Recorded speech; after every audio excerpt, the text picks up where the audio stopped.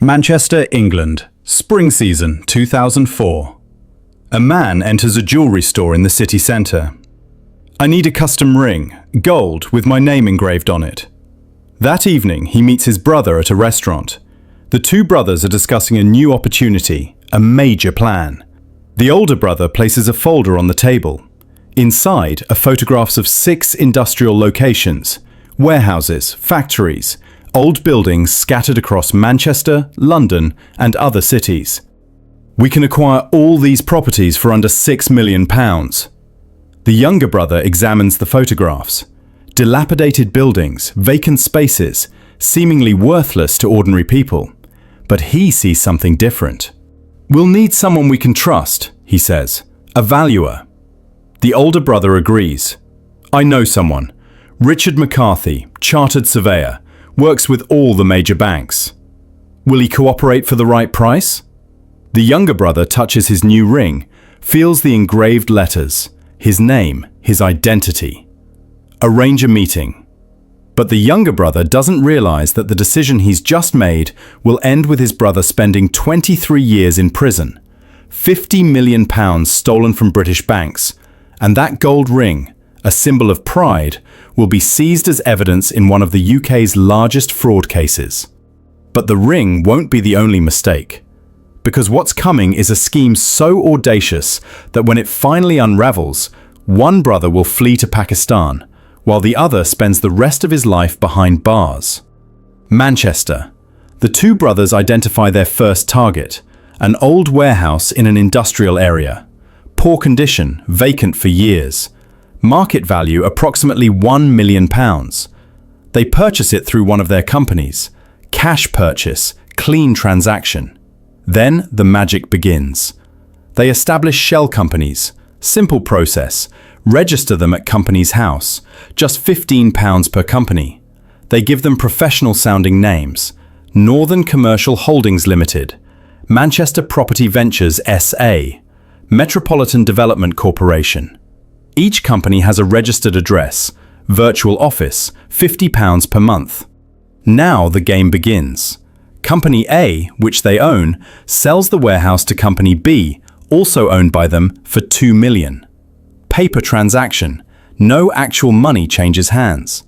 Company B sells to Company C for £3 million. Company C sells to Company D for £5 million. Every transaction is documented. Contracts, deeds, all legally filed. On paper, the property value has increased from £1 million to £5 million through legitimate market transactions. But paper transactions aren't enough. They need professional validation. Enter Richard McCarthy. McCarthy is a property valuer, chartered surveyor, respected professional. He's been conducting valuations for banks for years, and he's willing to be bought. The younger brother offers him a deal. "I need valuations, very high valuations. I'll make it worth your time." "How much?" "More than you've ever earned." They agree on terms. McCarthy will provide inflated valuations for properties the brothers control. In exchange, cash payments, gifts, luxury items. First test case, the warehouse. McCarthy inspects it, then writes a valuation report. Professional letterhead, charts, comparables, market analysis. His conclusion: this warehouse is worth £19 million. £19 million for a dilapidated building they purchased for £1 million. An 1,800% increase. The valuation is absurd, but it's signed by a chartered surveyor. Official stamp attached. And banks trust chartered surveyors. Next step, rental income. Banks don't just look at property value, they examine income too. If a commercial property generates good rental income, it's a better investment, lower risk. So the younger brother creates fake tenancy agreements. He types up contracts showing that major corporations are renting the warehouse. Large monthly payments, long-term leases, stable income. The corporations have no idea their names are listed as tenants. They never signed anything. But their names look good on paper. Now they have everything. A property worth £19 million with reliable tenants generating substantial rental income. They approach Irish Bank with a mortgage application. Commercial loan, £15 million, secured against the Manchester warehouse. The bank reviews the application, sees McCarthy's valuation, views the rental agreements, examines the paper trail of previous sales showing appreciation. Everything appears legitimate. Approved. £15 million transfers to an account controlled by the younger brother's company. The warehouse cost them £1 million. They've just borrowed £15 million against it. £14 million in profit. They make 2 mortgage payments, then stop. The company goes bankrupt, can't afford payments, disappears. Irish Bank is left with a warehouse worth £1 million and a £15 million loan. The 2 brothers have £14 million clean in their accounts. And this is just the first property. They have 5 more lined up. Same method, different banks. By the time they're finished, they'll have stolen approximately £50 million, and nobody will notice until it's far too late. The scheme scales up. 6 properties, 6 banks, same method. Property number 2, an old factory in Berkshire. Purchase price £900,000. McCarthy's valuation £12 million. Loan from Cheshire Building Society £9 million. Property 3, a warehouse in London. Purchase price £800,000. McCarthy's valuation £15 million. Loan from Nationwide Building Society £11 million. Properties 4, 5, 6, variations on the same theme. Cheap industrial buildings, inflated valuations, massive loans. McCarthy is working hard. On one day, just one single day, he produces 3 different valuations for the same property. 1 for Irish Bank, 1 for Associate General, 1 for Nationwide. Same building, 3 different valuations, all inflated. All submitted to different lenders on the same date. The audacity is breathtaking, but it works because banks don't communicate with each other. Each processes its own application independently. McCarthy is getting wealthy. Very wealthy. Cash payments from the brothers, over £1 million total. Plus gifts. An Aston Martin. 3 houses purchased in his name. All expenses paid trips to Dubai. He's living the dream life. Expensive car, multiple properties, luxury holidays. All funded by fraud. By early 2006, the operation has generated approximately £49.3 million in loans. The 6 properties combined cost £5.7 million to acquire. The loans total £49.3 million. Profit £43.6 million. The brothers move the money quickly, from loan accounts to other accounts, then to offshore accounts, then to Pakistan. The older brother personally transfers over £26 million to Pakistani banks. Properties are purchased there. Businesses are established. The family is enriched. The money vanishes into the Pakistani financial system, untraceable, unreachable. Meanwhile, in Manchester, both brothers are living lavishly. The younger brother wears multiple Rolex watches, diamond encrusted, changes them daily. 1 for business meetings, 1 for dinner, 1 for casual wear. He adds to his jewelry collection, gold bracelets, diamond rings, and always that gold ring with his name engraved, his signature piece. He drives a Bentley, lives in a large house, travels frequently. The older brother does the same, luxury cars, designer clothes, international travel. They're Pakistani-British success stories. Immigrant entrepreneurs who made it big in property development. Except their success is built entirely on fraud. The banks don't know yet. Each thinks they've made a legitimate commercial loan. The properties exist. The valuations look professional. The paperwork is in order. Only when the mortgage payments stop do questions begin to arise. One company defaults, then another, then another. By late 2005, multiple banks are holding non-performing logs secured against properties worth a fraction of the loan amounts. Cheshire Building Society realises their £9 million loan is secured against a factory worth less than £1 million. Irish Bank discovers the same problem, as does Nationwide. Associate General, multiple lenders, same pattern. Someone reports it to West Midlands Police. Anonymous tip. Suspicious property transactions. Possible fraud. Police investigate. Find connections between the defaulted loans. Same valuers, same developers, same method. In March 2006, they refer the case to the Serious Fraud Office. The SFO begins one of the largest fraud investigations in British history. And when they start digging, they'll find everything. Shell companies, fake tenancy agreements, inflated valuations, offshore transfers, and two brothers who thought they were untouchable. March 2006, early morning, Manchester. Armed police and SFO investigators hit 40 locations simultaneously. Homes, offices, storage units. At the older brother's house, they break down the door. He's in pajamas, shocked, immediately arrested. At the younger brother's house, nobody answers. He's not there. They search anyway. Documents, bank statements, property records, jewelry, cash, all discovered. At McCarthy's house, they find the Aston Martin in the driveway, designer luggage from Dubai trips, paperwork showing payments from the brothers.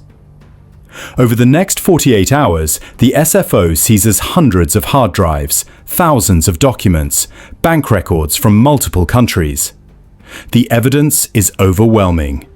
Spreadsheets showing shell company structures, property transactions mapped out, valuation reports with McCarthy's signature, tenancy agreements with forged corporate letterheads. Everything documented, everything traceable. But the younger brother is gone. He'd received warning. Someone must have tipped him off. Or perhaps he simply sensed it coming, saw the mortgage defaults accumulating, knew the banks would eventually connect the dots. He'd left Manchester days earlier, told people he was traveling to Pakistan for family business. Standard trip, nothing suspicious. Except he didn't book a return flight. Manchester to Dubai, Dubai to Karachi. One-way ticket, cash payment. Took his passport, his Rolex collection, cash, some jewelry. Left everything else behind. House, cars, most assets. Because you can replace assets. You can't replace freedom. By the time the SFO raided his house, he was already in Karachi, safe, unreachable. Pakistan has no extradition treaty with the UK. He knows this, planned for it. He can live in Pakistan indefinitely. The British can issue arrest warrants, Interpol notices. Doesn't matter. Pakistan won't hand him over. Meanwhile, in Manchester, the older brother is in custody, along with McCarthy and 6 solicitors who handled the property transactions. They're all charged. Conspiracy to defraud, obtaining property by deception, money laundering. The evidence against them is massive. The SFO has everything. Every transaction, every fake document, every offshore transfer. The older brother's lawyer advises him to cooperate, maybe negotiate a reduced sentence. The older brother refuses. My brother and I did nothing wrong. This is a misunderstanding. The properties were legitimate investments. His denial is absurd given the evidence, but he maintains it. The case will take 5 years to reach trial.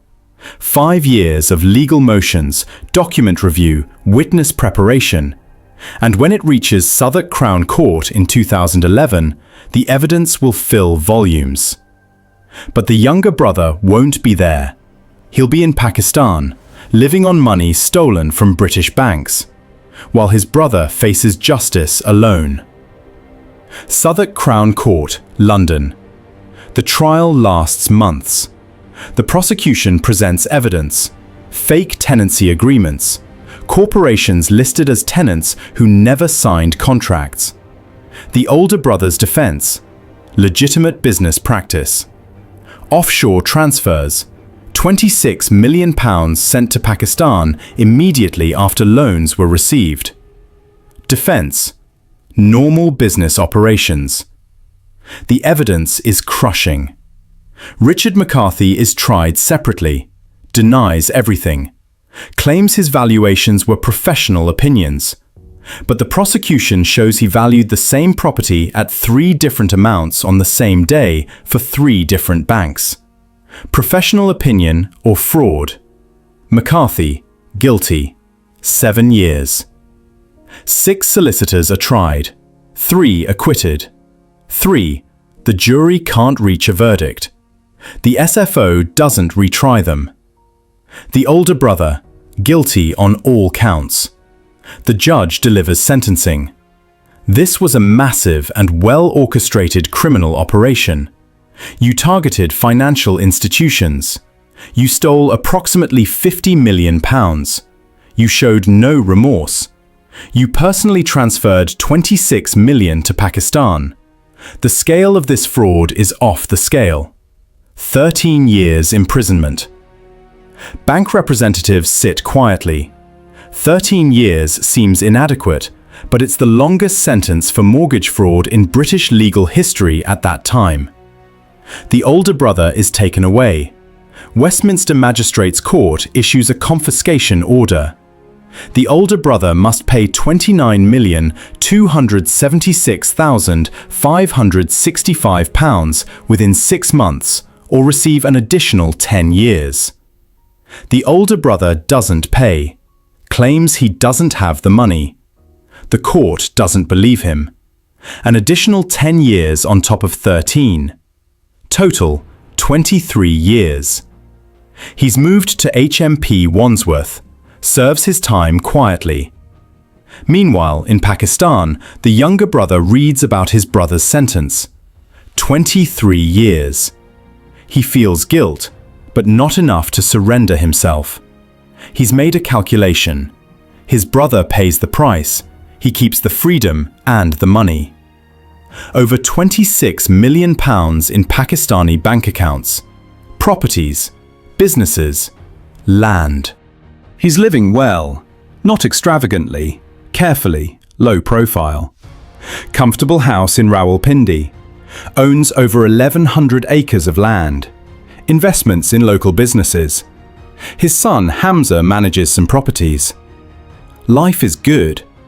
Except he can never return to the UK. He's trapped between 2 countries, free in Pakistan, wanted in Britain. And for 15 years, that's how it stays. Until 2020, when the Serious Fraud Office finds something. A safe deposit box containing jewellery, Rolex watches, and one very specific item. A gold ring with a name engraved on it. Shabana, the younger brother's partner for years, lived with him in Manchester, shared the luxury lifestyle. When he fled to Pakistan in 2006, she stayed. Legally separated, but she had keepsakes. A safe deposit box. Inside, diamond Rolex watches, gold bracelets, necklaces, a large diamond ring, and that gold ring with his name. For 14 years, the box sat undisturbed. In 2019, the SFO came calling, tracking assets. They discovered Shabana, the ex-partner still in the UK. They interviewed her. "Do you have any assets he gave you?" She hesitated. "I have a safe deposit box, some jewellery." "We'd like to see it." Shabana was given a choice, fight or consent. She chose consent. "I don't want any of it. Take it." The SFO opened the box. Total value £500,000. The items were seized. That gold ring, worn every day, became Exhibit A. November 2021. Something strange happened. The SFO closed the case, withdrew the arrest warrant, gave up. 15 years later, investigation closed. Not because they caught him, because it wasn't worth continuing. Official statement: not in the public interest. Translation: we'll never get him. From 2021 to 2024, he appears in Pakistani news, not as a fraudster, but as a landowner. Someone tried to steal his land. He sued. The fraudsters got 96 years. The irony. The man who defrauded British banks for 50 million is now protected by Pakistani courts. He's reinvented himself. Legitimate landowner, businessman, patriarch. The UK gave up. Pakistan doesn't care. Untouchable. Meanwhile, his brother sits in a British prison. The gold ring that started it all, engraved with a name, a symbol of pride and identity, sits in an evidence locker somewhere in London. A reminder of ambition turned to greed, of a scheme that seemed foolproof, and of two brothers whose choices led them to completely different fates. One behind bars, paying for both their crimes, the other free, living on stolen money, protected by geography and political barriers. And in the end, only partial justice. But here's the twist. This isn't the only case like this. There are dozens of fraudsters living freely in countries without extradition treaties, enjoying money they stole. Want to hear more stories like this? Stories of perfect crimes that almost worked? Hit subscribe and turn on notifications, because the next story might be even more unbelievable. Drop a comment telling me, which fraud case should I cover next? I'll see you in the next video.